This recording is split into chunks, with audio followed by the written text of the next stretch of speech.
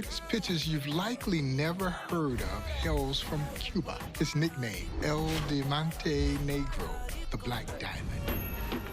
This is the great Jose Méndez, possessing a dynamic fastball, a great hard-breaking curveball, and pinpoint control to go along with it. He dazzled not only in Cuba, but also in the Negro Leagues here in the United States with the great Kansas City Monarchs.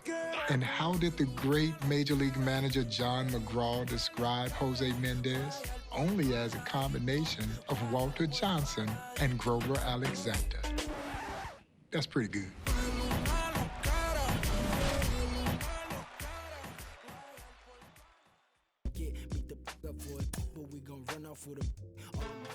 The relationship between the Negro Leagues and Cuba and Spanish-speaking countries in general was a bond created by baseball.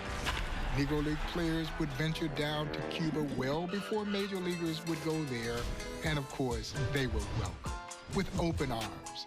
And as I reflect on my friend Buck O'Neill, who recalled going to Havana, as he would say, when Havana was Havana. Oh, it was absolutely beautiful, as Buck would recall, how much they enjoyed the scenery and the treatment that they were welcome to when they came to Cuba.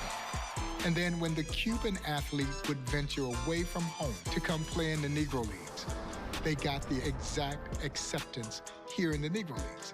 You see, the Negro Leagues just simply did not care what color you were. All they cared was, can you play?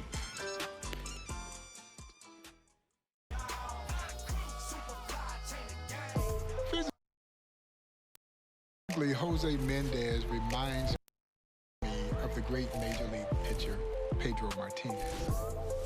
Built almost identical.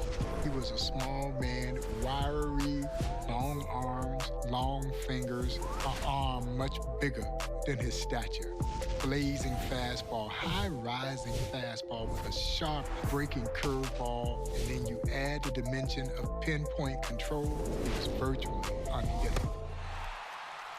I smile, they wave in the distance like Jose Méndez' breakout season in 1908 as a youngster is one for the record books. The Cincinnati Reds had ventured down to Cuba as Cuba was open now for goodwill tours of baseball. Jose Méndez welcomed the Cincinnati Reds to his native Cuba by pitching 25 consecutive shutout innings. Oh, it gets even better. He would go on to add to that number, compiling 45 consecutive shutout innings against both minor and major league teams during that particular jaunt there in Cuba. I'm not sure you'll see that feat duplicated again.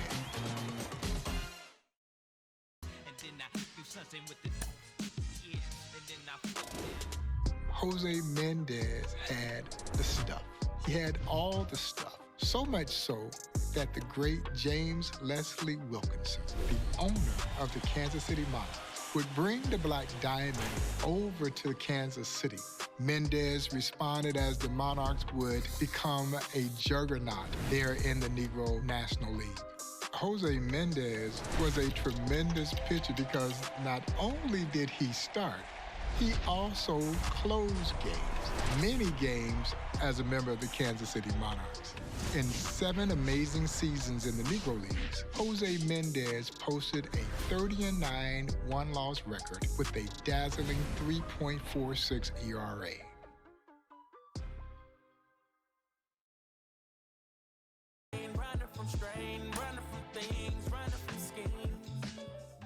Jose Méndez's dazzling pitching career was somewhat shortened by the fact that he had some arm trouble about 6 years into his career.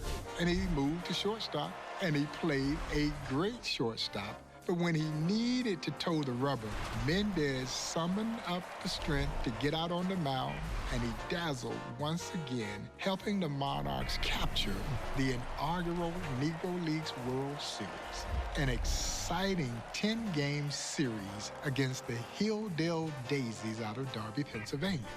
And Jose Méndez was one of the stars of that series.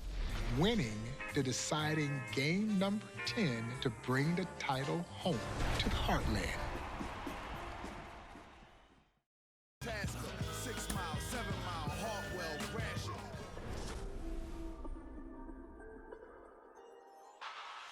Jose Méndez was one of the most dominant pitchers this game has ever seen. The Black Diamond. Oh, and he was a great one. He is rightfully enshrined in the National Baseball Hall of Fame. It's almost shameful that it took until 2006 for his induction, but he's finally where he absolutely belongs in the National Baseball Hall of Fame as one of those stellar arms from both Cuba and the Negro Leagues.